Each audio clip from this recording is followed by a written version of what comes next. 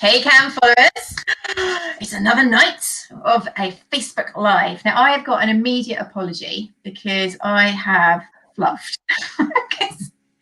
Hannah is trying to do many things, and the email from Gwen definitely said caregiver burden, and Hannah's brain went caregiver placebo. And so what we're actually going to be talking about is caregiver burden. It's a very simple mistake to make. There is going to be some overlap. So I apologise if you want something completely dedicated to caregiver placebo. We did a brilliant interview with Michael Consemius. So I'll put a link to that. We will touch on it, but this is about caregiver burden. Right, I'm going to introduce the lovely Gwen. So Gwen, please tell us about yourself. You've been on here before, but re-update us what you're up to, where you're working, etc.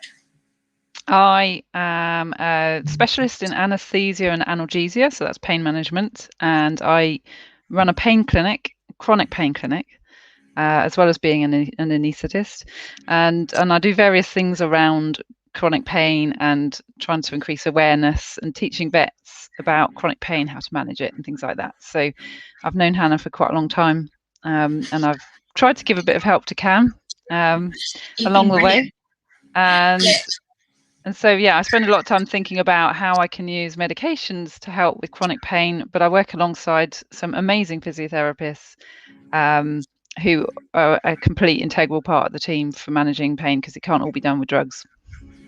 Yeah. So I have to it's an opportunity for me to have a massive thank you to Gwen, because she has been 100% pillar since this started. So she was my first confidant, and I told her what I wanted to do, and she has backed me since 2016. Through all your crazy ideas. And if it wasn't for her, Cam wouldn't exist. So thank you. Oh, that's very nice. That's very kind of you. Yes, you even came on the big walk with me, which was awesome. I did. That was fun. Yeah, it was good. So let's start talking about something that might induce tears tonight. It's quite a potent topic. It is going to resonate with everybody, because if you follow Cam, you are trying to do the best for your dog. So when we talk about caregiver burden, it's going to hit nerves, because that's what we do. So can you tell us what this is that we're going to talk about? So yeah, well, caregiver burden is kind of an accumulation of the sort of physical, emotional, financial, all these impacts that you have of caring for a loved one. So this is how they define it in people, and it's fairly well recognised in people. It's less well recognised in people caring for pets. So, but actually, because the subject is people, there's actually masses of transfer between, what the medical field thinks about when you're caring for a, chronically ill loved one, human, compared to caring for a chronically ill, or in our case, we're talking about chronic pain, pet. And there's a lot of transfer because of the fact that people are still people. The actual carers are people. Yeah. So, we kind of use the same definition for the veterinary context, really. It's just that accumulation of that, physical, emotional, financial, and social burdens as well, the way it affects your social life. So yeah, I think that's one of the things that I remember. Like, if you put me on the spot and said, tell me a post that was put on that had an impact that you just didn't see coming, and this was right back in the beginning, so this would have been probably about 2017, and I was having a really bad time with Holly, which Gwen helped me through so many. And I admitted on a post that I had anticipatory grief, and I was really struggling emotionally. And the response was insane. At that point, we only had about 1,000 followers. So to have a couple of hundred people write, it was a really big deal. So what we realised is that these are topics that need to be talked about, don't they? Yeah, absolutely. And this is the point. It's not well recognised in, owners of pets.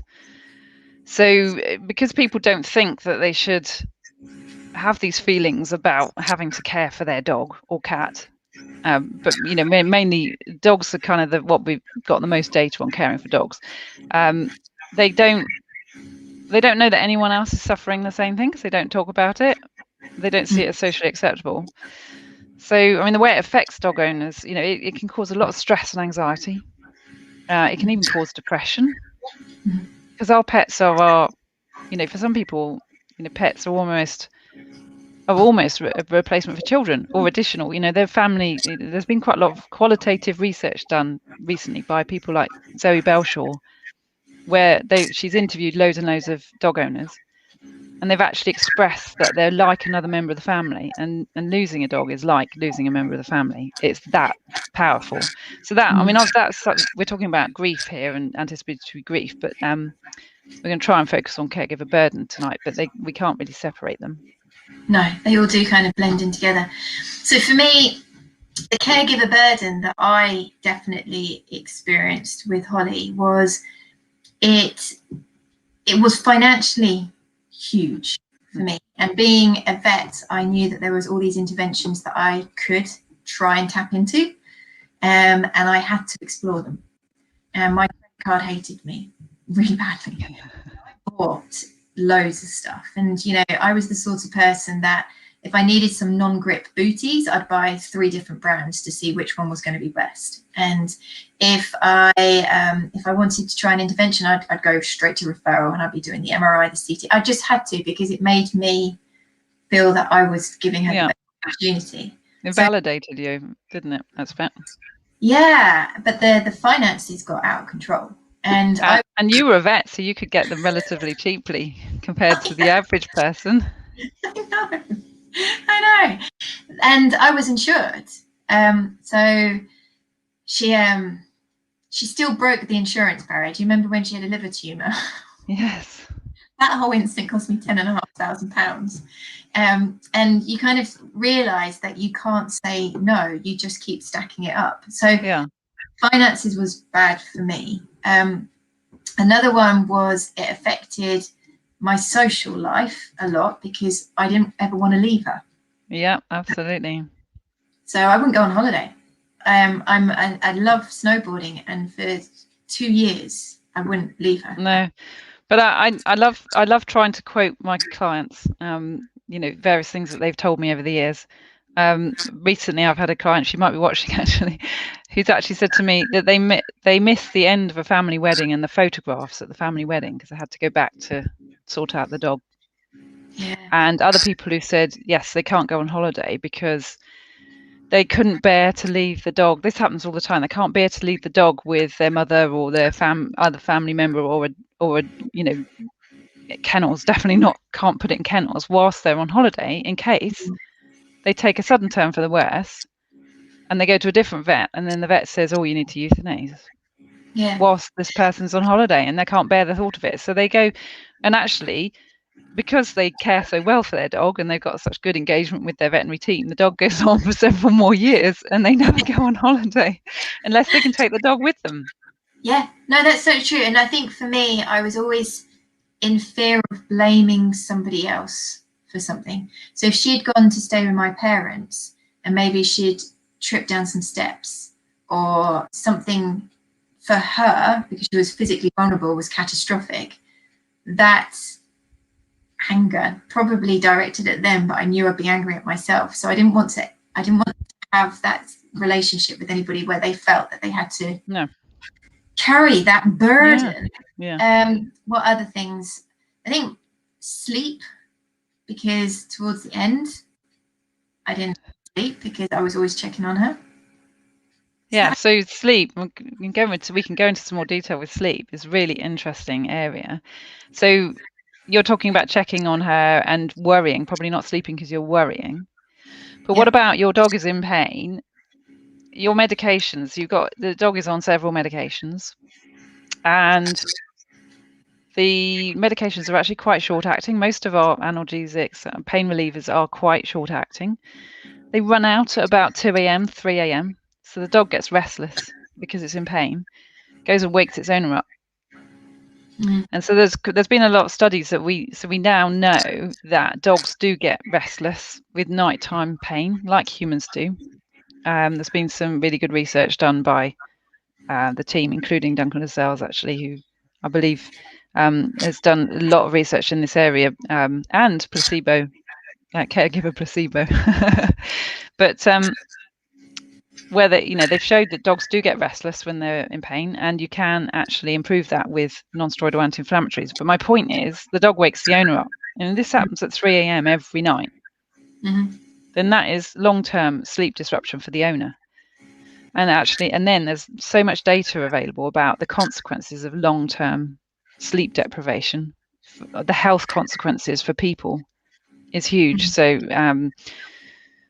they've done a lot of research in that area, and I think especially with vets and doctors. Yeah, well, even my sleep was affected by guilt. I know that sounds awful. Yeah. She had planning the next step.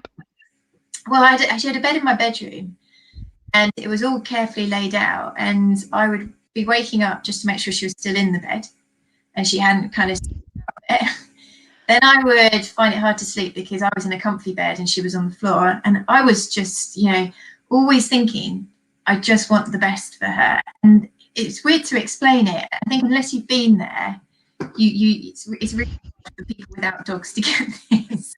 I could completely map your comments onto those of one of my clients.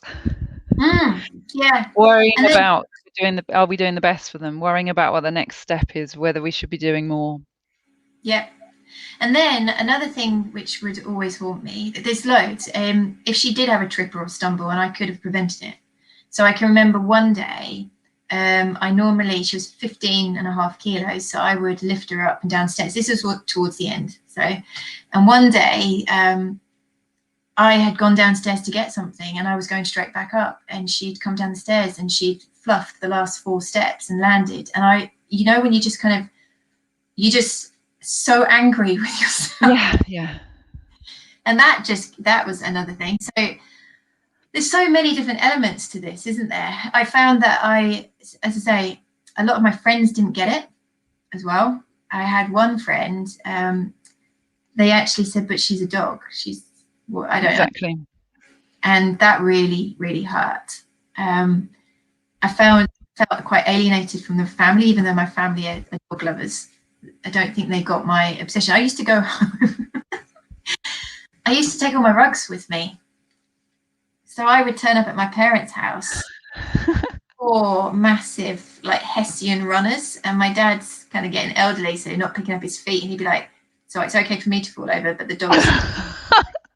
Yeah, Dad, pick up your feet. So it was consuming. Yeah, I can believe that. But you now don't use Hessian runners, do you? You use nice rubber-back non-slip mats that have low carpet pile, low risk to the human occupants of the house. We can't have any people breaking hips because we're trying to avoid our dogs injuring themselves, can we, Hannah? No, you really shouldn't. But I think also I alienated myself from other people because I was tired. Absolutely, yeah. So it wasn't you're nicely running through my list of things to talk about. I was terrible. I knew this would just be a nice little chat between Hannah and Gwen. But hopefully it'll be useful for all you guys listening. Yeah. Hopefully people that are listening think, okay, we've lost the white coat effect. Yes, we're not about drug dose rates and combining pharmaceuticals with rehab. I'm hoping that you feel comfortable, you've got your gin, a glass of wine, your cup of tea, and you can actually feel that you're not alone. I think that's one of the big things. And I will always recount one of my clients saying to me, I live in a house with a husband and a son, but I can't explain to you how lonely I am making the decisions for my dog. And even though they cared for the dog, she was the medicator, she was the feeder, she was the exerciser, she was the person that took to the vet, she made all the decisions, and she felt really, really lonely. So that's why we created Holly's Army. And they're very lovely. So if any of you are listening aren't members of Holly's Army, it's a very, very safe community group. Yeah. So, and there's other stuff that I've read in the literature, qualitative research, where that owner that felt isolated, then when it's coming towards the end and having to make decisions about euthanasia and things like that, all of a sudden the rest of the family are really animated and anti-euthanasia. And then they have internal conflicts within the family about what you should be doing for this dog who's got a terrible quality of life now. So that goes on. You can feel lonely as the single carer, and then end up having internal family arguments about care and finances. You're spending too much on the dog. People go without for their dogs. They spend on their dogs healthcare to the detriment of themselves and their plans. Their savings get eaten away, especially if they don't have pet insurance. So there's a lot of what we call psychosocial impacts here. It's huge. Yeah. Another post, and I just talk about the money because this was a comedy one. Well, it wasn't comedy, but it had comic repercussions. We decided to do a post asking people, what do you spend your money on? And the response was insane. Again, probably 2018. And people listed what they spent daily, weekly, monthly. And there were people writing, oh my God, I can't tell my husband, this is terrible. Like the real actual acknowledgement of all of those little purchases, even down to the treats and the tidbits and the new coat and the extra petrol money to go a little bit further to go to a park with different smells. Yeah. And people that move house, there are people that buy a different cars, so they change the car. There are people that have got horrendous back problems, but they spend all their money on their dog's physio. And they've got worse back problems because they're having to carry their dog up and down stairs or lift them in and out of the car. Yeah, but it's almost like it's a bit like, it sounds awful, a bit of a martyrdom in things, because I would go without for her, but it made me feel better. It's weird. Yeah. So another thing that has been recognised in the human field of caring is that people can be resistant to any suggestion of help or change when they're suffering this severe caregiver burden, that they are absolutely exhausted, but they cannot change their routine because it's effectively like giving it up completely and losing control. And that's a recognised phenomenon in the human field, caring for a human. So what do you do with that? But I relate to that as well, because if people did say, look, we'll look after Holly for the day, I'd get angry. Yeah. Yes. So, and the opposite extreme, we see, with people with getting quite severe caregiver burden, we see, ultimately, we can see disengagement with the vets and the veterinary team, and there's various motivations. That can be financial, again, can't afford the vet. It could be anticipatory grief, thinking the vet's going to recommend euthanasia. I think that's probably more commonly people who haven't engaged with the veterinary team in the first place. So I expect most of the people listening tonight, this does not apply to, because I bet they are good users of the veterinary team. But, you are a team with the veterinary team. Yeah, I've got a good story for that. I'm going to tell you, it's quite a sad one.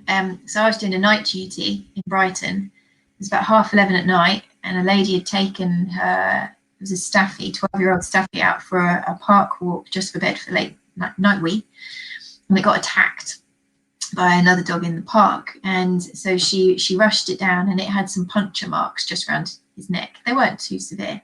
It looked worse than it was. But the dog walked in like this. I kind of sat down and said, right, we can do the puncture marks. That's not a problem. We've got bigger problems here. Which vets do you go to? Who you registered with? And she was like, I don't go. I can't. And I was like, well, you can go. And she's like, I can't because they'll tell me to go to sleep and I'm not ready. And I think we really underestimate that. So they did, when they were doing, I think it was the LOAD, Liverpool Osteoarthritis and Dog Study, they collected the population to validate the tool from a radio poll. So they put an ad out on the radio asking people with arthritic dogs to step forward. And what they found really quite fascinating, it was that a third of the people that stepped forward, knowing that their dog had arthritis, therefore was likely going to be in some degree of pain and was suitable for their study, a third were registered with the vets and on medication. A third were registered with the vets and not on medication, and a third weren't even registered with a vet. So that's quite a dynamic difference in that population, isn't there? Yeah. But then what we see is because of the lack of engagement with the vets, you get the deterioration that goes untreated. Disease progresses faster. Yeah. And then ultimately you get that too little too late syndrome situation. I've heard you also describe some of the sort of impactful moments in your career which caused you to set up CAM, where people would bring a dog in off its legs. And there's this sort of description. In fact, it will sometimes go down on the consulting list as the reason for the presentation that this owner's got an appointment with you because it's off its back legs.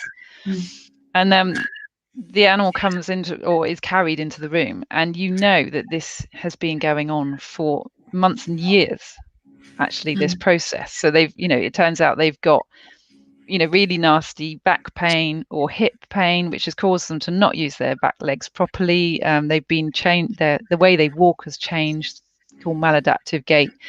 Their muscles have got weak. And then the disease has progressed because joint instability has got worse. And then ultimately, they don't get presented to the vet until they can't walk. And by then, it's too late for us to do anything. So, and then the guilt kicks in. So people who didn't even realise that there was a problem. So we've got people who are anticipating the vet might address or advise euthanasia. There are people who don't even realise that the pet is in pain and has allowed disease to progress because they haven't had regular vet checkups.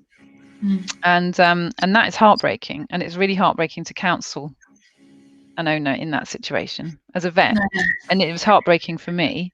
And now I'm in referral practice. I don't see so much of that because animals get sent to me because, the general practice vet has recognised they need a bit more help for pain management for this animal, and they probably also need some physio alongside that.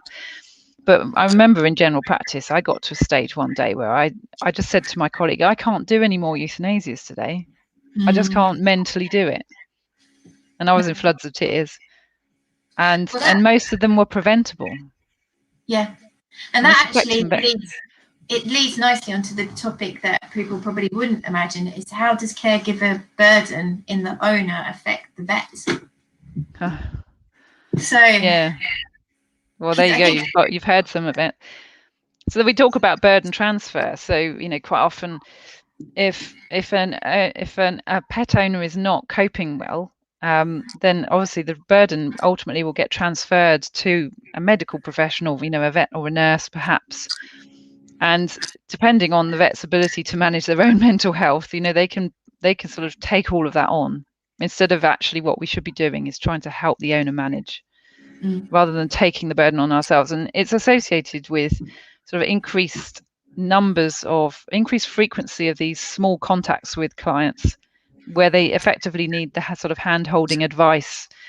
And actually what they don't really need is a vet, they need reassurance. And that's can be actually measured. And then ultimately that increased contacts with these small, having to phone the owner quite a lot to discuss small things, massively contributes to stress and burnout in vets, and that's quite well documented. So it's in the vet's interest to try and engage with clients early on as well. It's the dual responsibility. Oh, it definitely is. But ultimately, if an owner doesn't take their dog to the vet in the first place, then the vets can't help, can they? No. I did when so for the followers, how to get your words out. CAM came about because I set up a home service to kind of look into this further. So I was working as a vet during the day. And what Gwen's just described exactly happened to me, because they were my clients. I took on board their stress, their woes. I was their confidant. And by the time you have 8 or 10 clients, that you're seeing maybe bi-weekly, that sort of thing, suddenly that is a huge amount of pressure. And it got to the point that I got I just got exhausted. What's that? Burnout, yeah. Burnout. And I was supposed to be going away for the weekend, and I got to the point that I had no enthusiasm to do anything. I didn't want to go. I couldn't pack a bag. Nothing was of any, it was no fun to me.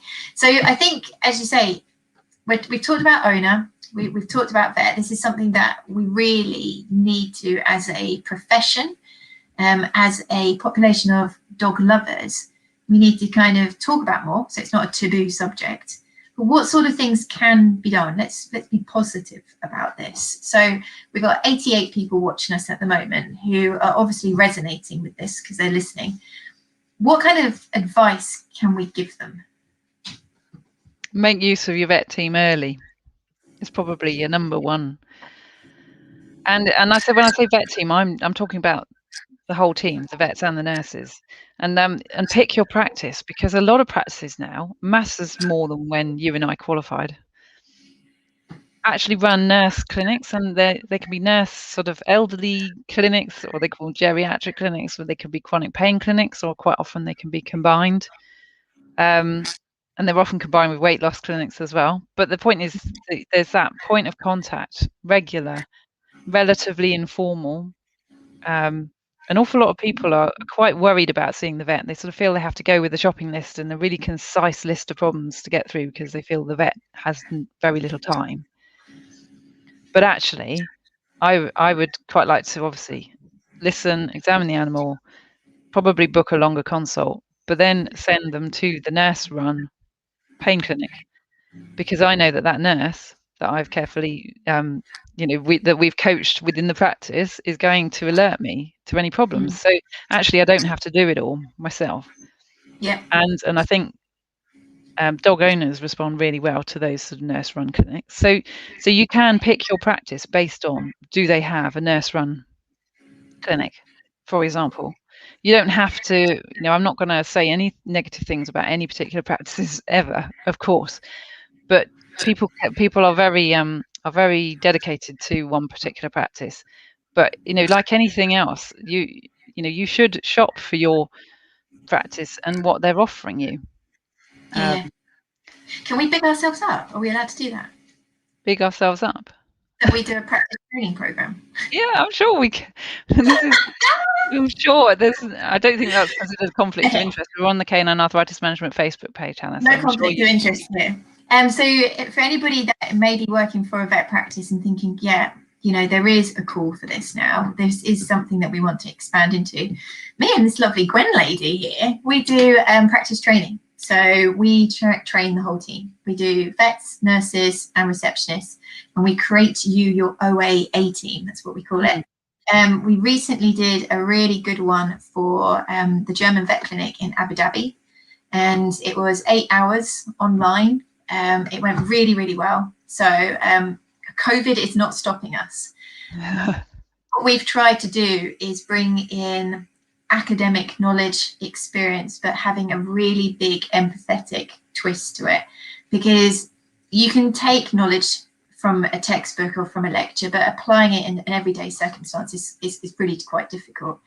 And what we really want people to do is to share the load. So, the receptionists play a massive part, the nursing team, massive part, and the vets. But trying to do and field all of it on your own shoulders for multiple clients is really, really difficult. My tip, we just kind of bounce back of different bits and bobs. A little bit on caregiver placebo because I fluffed. Wrong title. I think what's also quite good for people with caregiver burden is also to try and be objective and try and step out of your emotional states and try and be a little bit more in your practical mindset of where am I actually with my dog. And this was very helpful to me in that I had my chronic pain indicators. So it's ears, arch of her back, tail, how she walked with her back legs, whether I saw whale eye or things like this. And I would go, right, slap out of it. You're getting emotional. How is she today? She's good. Okay. Emotional gremlin away and enjoy your day with the dog. So I think trying to bring some objectivity into your management plan is really important. And we were just talking, the group of ambassadors, about how many of them have had questionnaires and clinical metrology instruments handed to them by professionals throughout their dog's course of treatment, but none of them have really got, why am I filling in this piece of paper? It doesn't feel like it's about me. I feel like I'm just passing dead data. And only having been part of CAM for a while, they realise actually that is it's a blanket for me as well. By me following what my dog's doing, I'm going to get an emotional return, hopefully positive ones. So objectivity. What other things can people do? I've just written a list of things down here because I knew I would forget in the heat of the moment. Oh yeah, so ask questions about. I'm a great fan of care plans and planning, reviewing, checking that there's been a response to what you've done, and then reassessing. And so you can effectively then develop a care plan between the vet and the client and the veterinary nurse.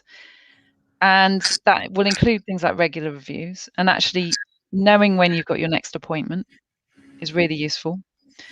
Discuss in one of these meetings, discuss the medication, review the medication. And then something I find an awful lot is that people don't understand that. So if you've got a dog on 2, 3, sometimes 4 or even 5 medications, sometimes not all for pain, they might be for other sort of chronic, what we call comorbidities of age-related diseases. They don't realise that actually quite a lot of those medications can be given together. They don't necessarily have to be spaced apart. It's a really, really common misconception. We know some have to be given with food, some have to be given without food, some don't matter. And then some of them are needing to be spaced regularly throughout the day. And this is definitely the case for the painkillers. Sometimes 3, maybe even 4 times a day. So it's really important to think about how that is fitting in with a person's routine. So, I'm talking to the vets and the nurses and the dog owners here.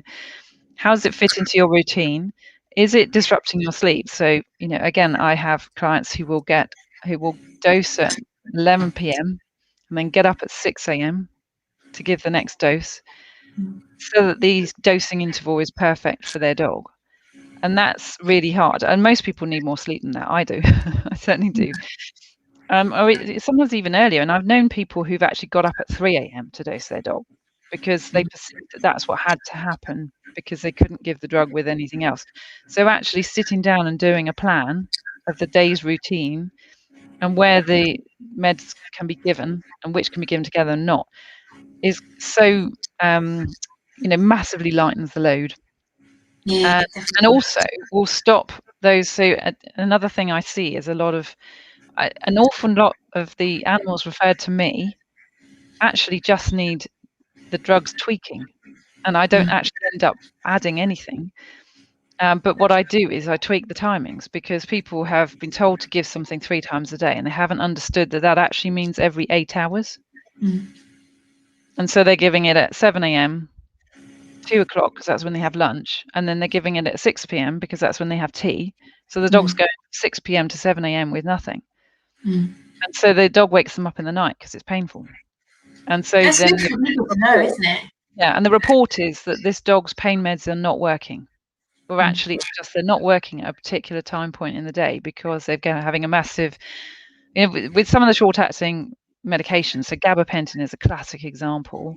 You get sort of peaks and then the troughs, and then the peaks and the troughs, and you've got to try and space it so the troughs don't go too low, and then they get pain breakthrough. And I see a lot of vets prescribing gabapentin twice a day in really high doses, and actually it's too short-acting for that, and you don't get a better effect if you just keep escalating the dose. It needs to be given at least 3 times a day.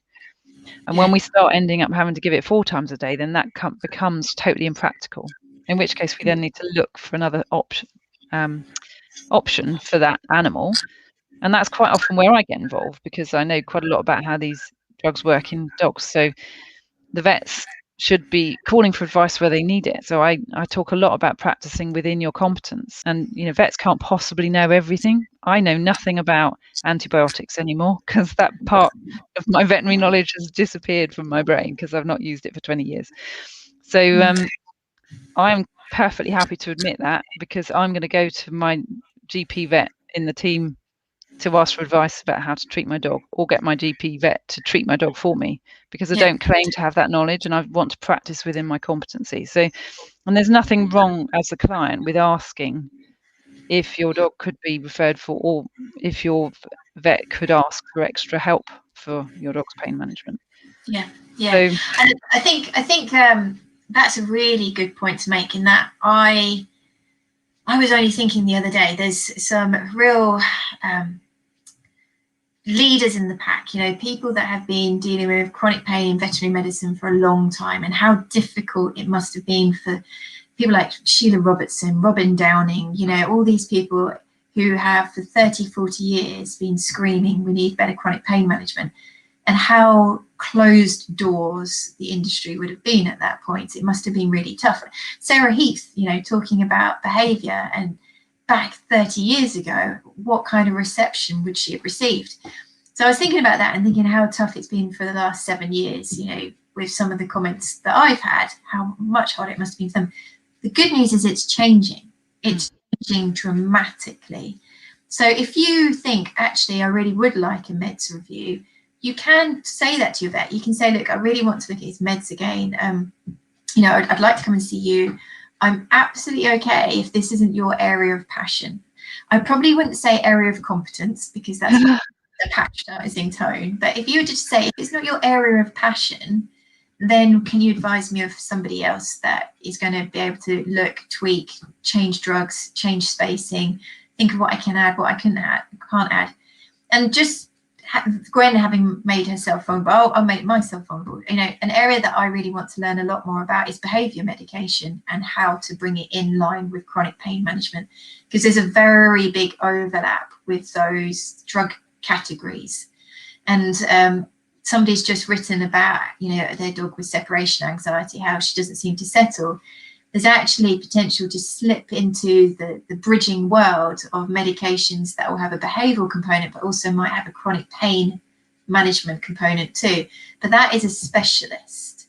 That's where you need to kind of be somebody that really knows what you're playing with, really, isn't it? yeah, actually, that you've touched on a very current point, because I'm getting a lot of referrals at the moment. I don't know why I've suddenly got this flurry of referrals for behaviour problems, which are suspected to have chronic pain. And almost all of them come with, the having seen a dog trainer.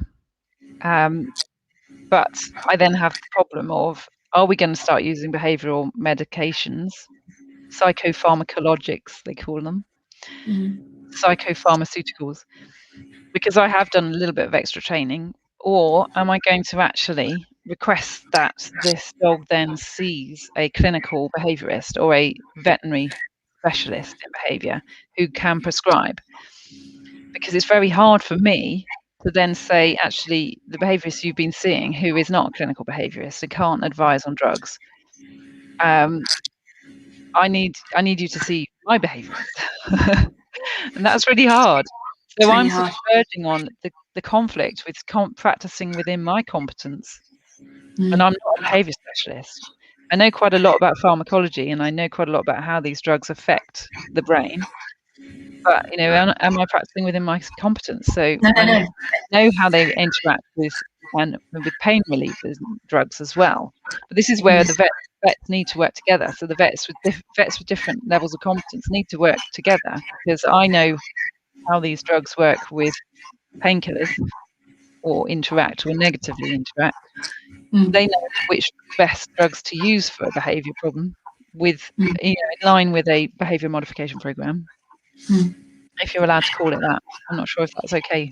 I know. I was saying this to Daniel Mills a few months ago. I said, one of the problems is when you're starting to try and talk about another discipline, you feel inhibited because you're going to get the words wrong. And he was just because I was like, I'm going to say every word wrong.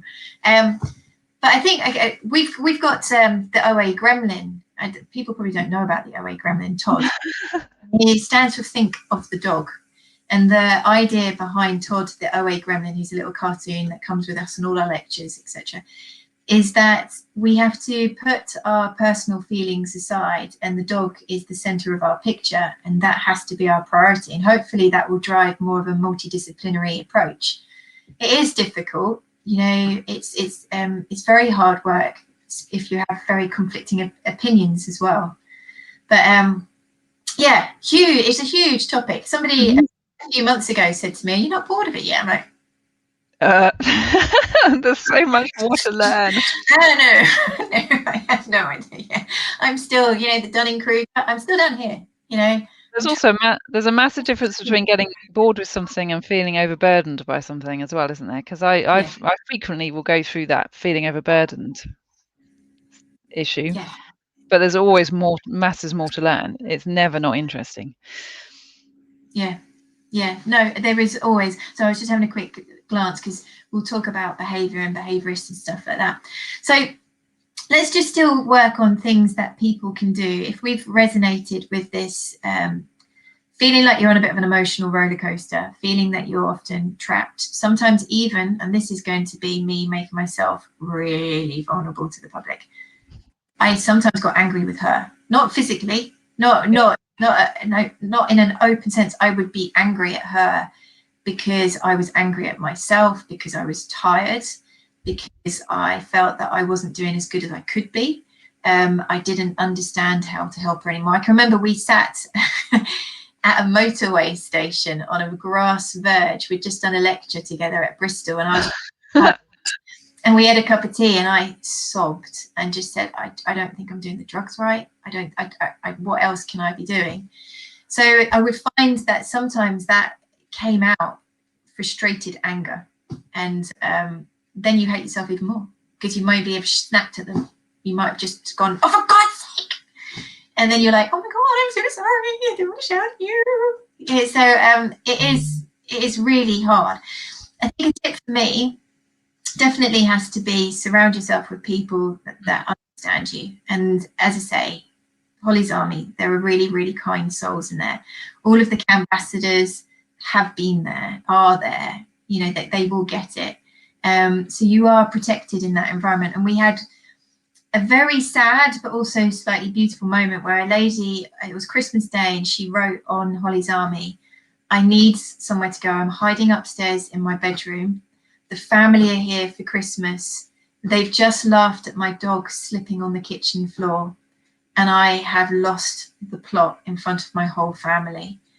I don't know what to do, and I've come upstairs with my dog, and I'm hiding in my bedroom writing on Holly's Army, because she knew that people would understand that outburst that you can have. So that's a really good place to go. The vet team, yes, but also you might have a therapist, hydrotherapist, physiotherapist, massage therapist. They too are good sounding posts as well.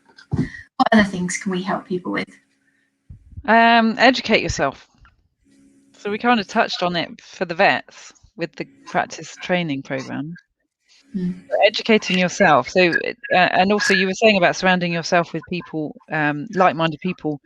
One thing we see sometimes with caregiver burden, if people are disengaging from veterinary services, is they go to Dr. Google and they go to internet sources of advice, and they go to friends for advice about how to manage their dog. So we need to be a bit careful about where that information is coming from, if it's accurate. But that's where things like Holly's Army and Canine Arthritis Management as the organisation comes in, because we need to try and populate the internet with the right information. There's an awful lot of false information available on the internet, including scaremongering stuff, which makes you worry about treating your dog in the way the vet's advised sometimes. So educate yourself. And I think, there are increasing, there's so much information you can get from reliable sources like Cam, and there are plenty of others, and I expect Hannah could probably illuminate. Oh yeah, we can do. There's just again, I keep bigging up Holly's Army, but I love them so much. They're such fantastic people, really do care. We have a policy on Holly's Army. There's no capital letters. There's no direct messaging. There's no promotions. You can't promote products on there. It's safe. But we also encourage people to do these two things. Please don't give hit and run advice. So I hate going to forums where someone's just said, my dog can't do this, can't do that, I'm seeing this, and somebody just writes orange pill. And you're like, what? There's this hit and run 2-word answer, and it might be laser therapy, it might be CBD, it might be rosehip oil. And that's the only thing that they write. And I'm sitting there going, argh. So we really encourage people to converse in prose, have a sentence, maybe throw out a paragraph. And the other thing often reminding people to do is ask open questions. And that means don't add a bias, a slant to what you're asking. So if you come in and say, has your dog had a reaction to an anti-inflammatory or to a supplement? You will draw the information from people that have. If you said, has anybody had, what are people's thoughts of this product? You know, good and bad.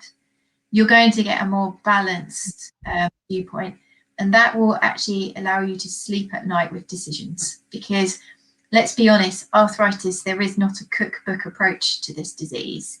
What works for one will not work for another.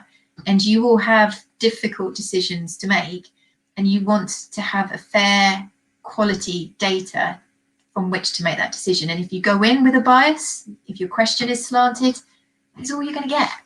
And that's what we see a lot online. Yeah, absolutely. Another solution.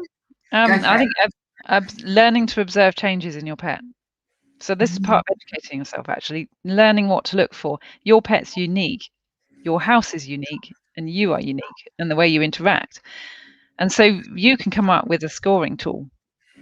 So we don't need to necessarily rely on these validated scoring tools that we use in research. They're validated for research in chronic pain. So they're very useful when we're trying to work out whether a drug works or not. For example, they're sometimes maybe less useful on an individual animal basis, or at least if they are useful, it's for tracking changes in the animal. But sometimes most people get on far better with what we formerly call client-specific outcome measures, but effectively these are measures that you've identified that you think have changed in your dog and could be improved upon. So that might be, okay, he's stopped grabbing his toy and running to the front door when I come home from work. And he used to do that. He stopped doing that. He can't get up the stairs anymore without sort of slipping or, you know, struggling on the last few. Or he can't get on the sofa anymore. So a lot of people have opinions about whether dogs should be on sofas at all. But the fact is a lot of dogs are getting on the sofa. And the point is being able to get on the sofa is a measure. And people like me are going to tell you shouldn't be letting your dog get on and off the sofa without having some steps, stopping them from jumping down. But, you know, we're still measuring, the point is we're measuring their capabilities. What else? And then within that, have behavioural change, because a lot of people will say, I haven't seen improvement. And then when you say, so, you know, how is he? You know, does he like your company? Oh, yeah, he's really engaged at the moment. Like, so that's an improvement. Yeah. Does he join the family at meal times, or does he slink off on his own to bed? What was he doing before when he was younger and you're fairly sure he wasn't in pain, and now he's not doing that thing? And do you think that maybe we can get to a stage where we return, so we can actually measure the improvements on those particular behaviours? So they're quite powerful measures for monitoring whether, say, for example, a new medication is helping or your physiotherapy sessions are helping. And then, or even as simple as that good day, bad day diary idea. So I think that you coined that, Hannah, but I also think it's some smiley face, sad face is the other one. Yeah.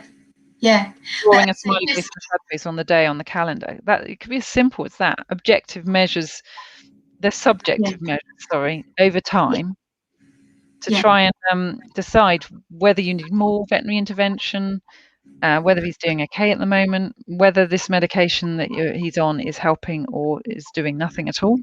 Yeah.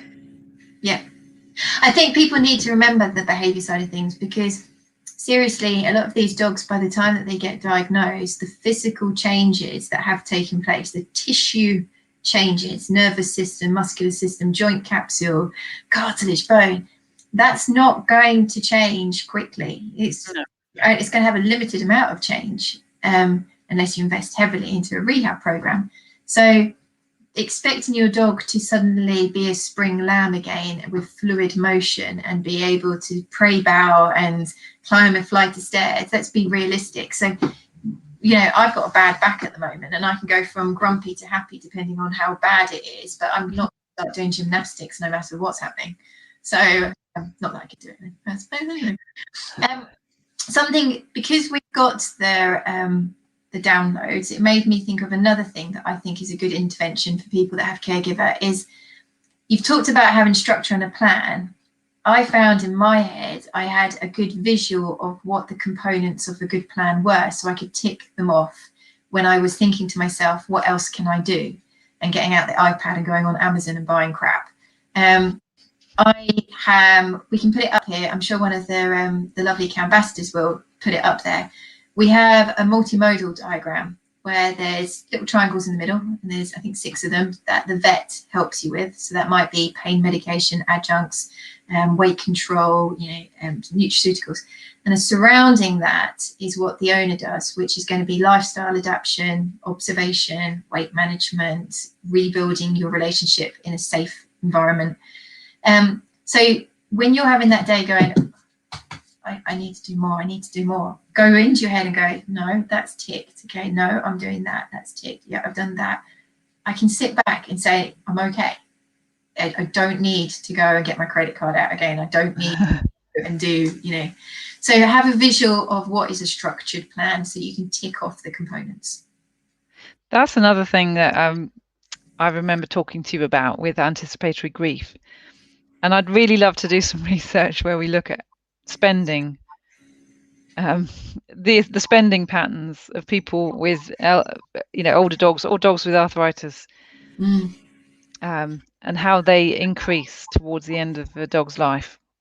I think it's terrible. It'd be very interesting and probably quite sad. But that's one of the roles of a vet and a vet nurse, is to try and guide as well. What's worth spending your money on. So it might be that you want to actually buy the absolute singing, dancing, perfect, very well marketed supplement. But then you can't afford to buy the actual drug that's probably going to make most impact on your dog's pain, which is probably an anti-inflammatory. And you can't afford the vet visit to, the vet consult to review your, the whole of your dog. They're very vet consults are actually a very valuable use of time. But if you're spending your money on things that we don't have good evidence of really effective, then we need to think where the money's going, because we've got the dog to think about, and not the latest sort of fad in some supplement that has very little evidence to back it. It's worked brilliantly apparently in this person's dog, but this is one person's dog, and it's heavily influenced by the placebo effect in your dog. Yeah. I did a podcast last night with ourpetshealth.com. I went off on one about that. So if you want to laugh at Hannah getting a little bit hot under the collar, it'll be out soon. So, but Laura makes a really good point here. We will do some questions, but it all goes a bit wrong. I get analysis paralysis. I get the wrong thing, that I overthink everything, and then I don't know which way to go. It is hard. That's one of the reasons that Holly's Army is there as well. You got that, didn't you? Totally. You had that with Holly. I had that with my dog, Dottie. It is, because you suddenly feel so much pressure to get it right. And it's really common for vets to lose all sensibility. Any kind of academic knowledge just disappears. No clinical reasoning exists when it's your own dog. It's crazy. But the same, it doesn't just affect vets. Your ability to be objective about how to treat your dog is massively influenced by this grief, anticipatory grief, that we touched on a bit, but is a whole subject in its own. Yeah, definitely. I think when I was getting decision paralysis, I think for me, I had to actually step away. And it might have been 10 minutes, it might have been a few hours, it might have been come back to it another day. But don't berate yourself if you can't come to the conclusion at that point. Quite a lot of the decisions that involve managing this disease can be taken over time. Very rarely do you have to make a really rash decision. And you might be in a better mindset in a couple of days' time. Silly things, I'm just going to be a little bit mother now. Fresh air, exercise, eat well, don't drink. Because they do really affect your coping strategies.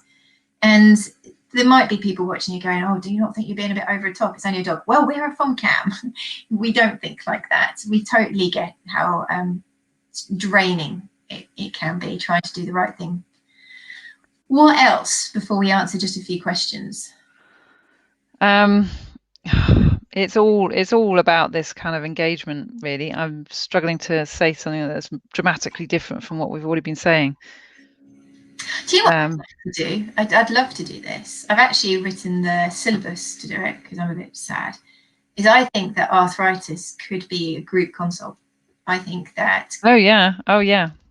I really do. I think you could easily have 6 owners and their dog, and it could be like a puppy party type thing. So you see them weekly for 6 weeks. It's an education, 6 opportunities to tackle different topics. You've got cross-reference between the dogs. You can body condition score and learn about that, looking at each other's dogs, looking at gait, looking at posture, looking at physical changes. You can share products that you've had success or failure with.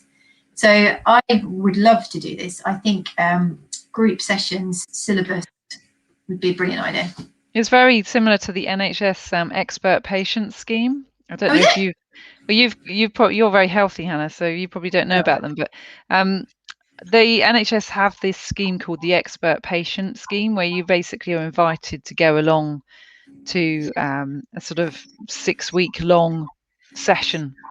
So I've done 2 on separate elements of my long-term health, and they were really interesting. And I learned, so even though I'm sort of fairly well knowledged in my medical problems compared to the average person, they were so illuminating, because it was all about the psychosocial aspects of it. It wasn't about the medicine, the bit that I already thought I knew about. And it's how to manage yourself, manage your health to the best you can, which massively reduces the burden on the NHS if you're managing yourself in your sort of optimum condition. And we can do exactly the same for pet owners. I mean, we have to think about things like some dogs don't cope in a room with loads of other dogs. I mean, I could never take my dog to something like that. She would not cope. She wouldn't cope with a room full of people either.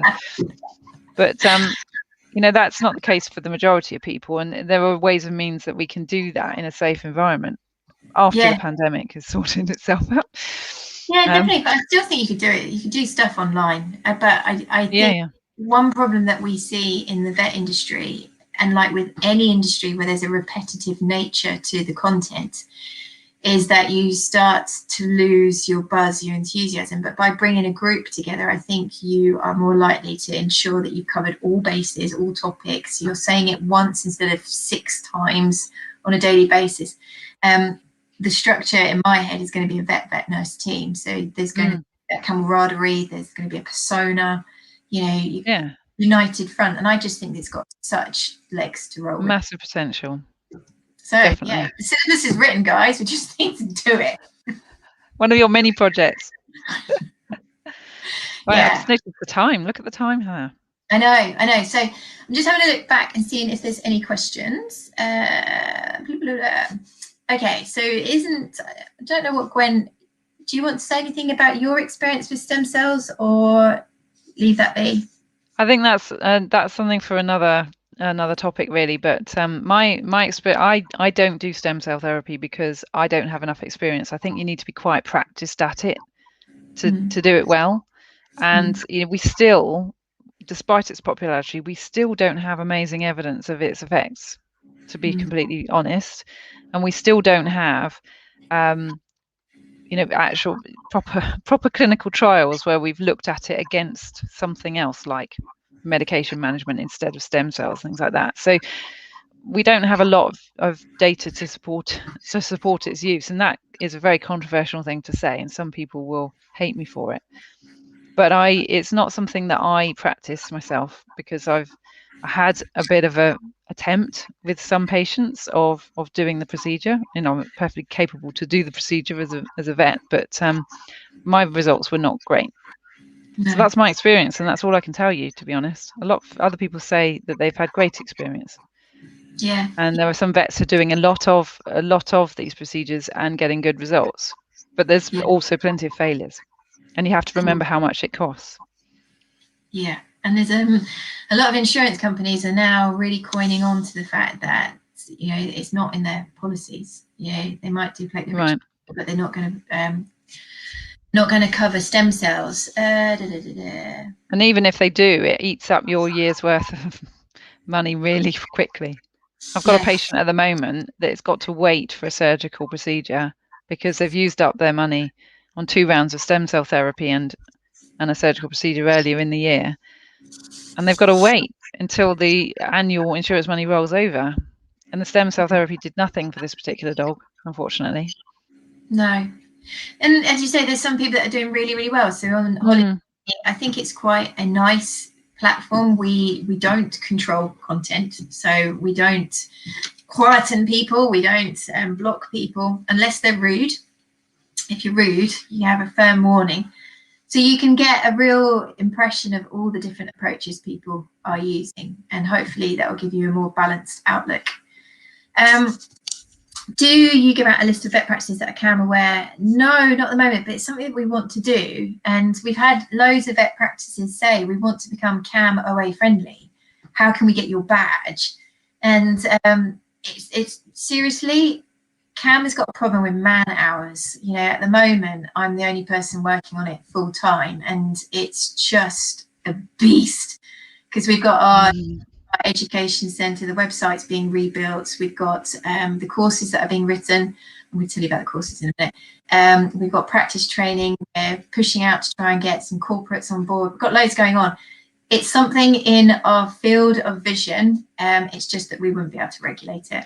And to be honest, you'd be able to find that out quite easily. If you're phoning round practices trying to decide which practice to register with, it'd be quite easy for you to find out, because if, you know, the receptionist will know about CAM. If the practice is CAM aware, if this is a phrase, the receptionist will know.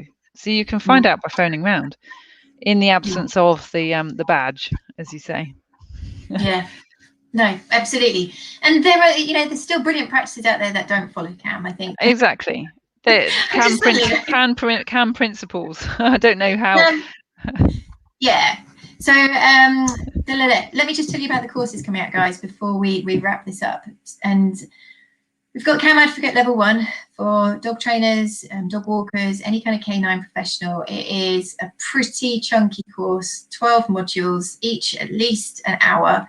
Loads of further reading and watching materials, loads of downloads, loads of social media stuff, you name it, it's in there. That's good to go. That's on our platform called the cameducation.co.uk.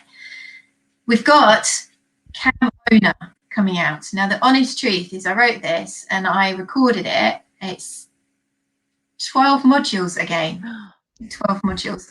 And I was chatty and I filled it in and it turned into a beast.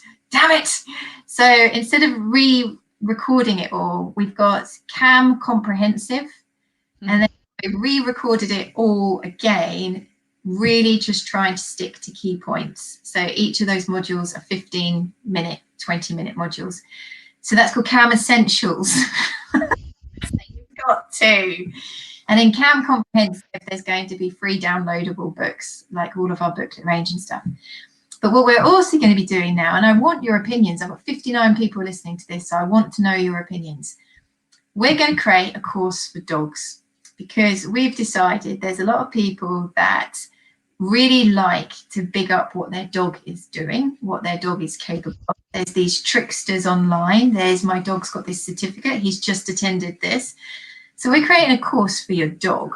And the idea is that it will be with one-to-one conversation with your dog, but picking out things that are important to him. So we're not going to talk about his genetics and his predisposition. He doesn't care. He's living in the now.